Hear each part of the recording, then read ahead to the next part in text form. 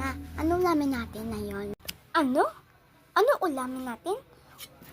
Bumili ka Bumili ka. Ay, bili na naman. Ano ba bibilin ko?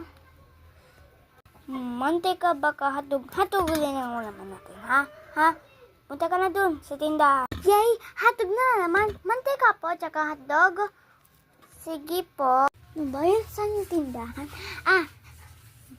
Pabili po. Ano yung bibilin mo, be? Ha? Ano sabi mo?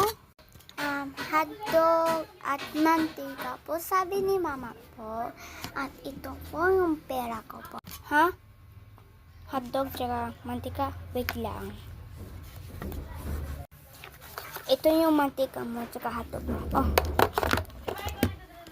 Ito na po bayad ko po.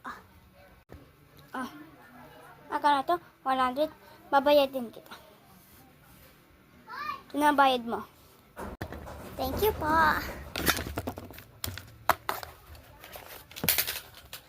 Thank you po. At uwi na tayo. Sasabihin natin kay mama. Mama, ito na yung mantika tsaka hotdog. At ito na bayad mo. Okay na yung 50. Mahal. Ito na hotdog.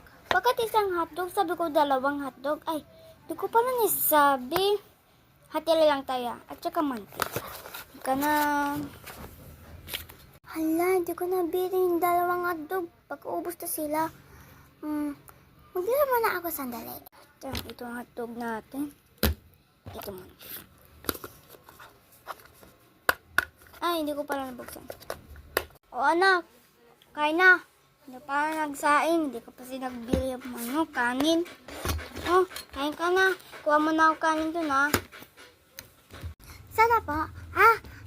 Yes. Hati ko nga si mama. Kuha mo na ako chili. Saan ako chili? Kuchilyo. Ito na kuchilyo natin. Ang kuchilyo natin ito. Yeah. Nakuchilyo ko hotdog. Yay!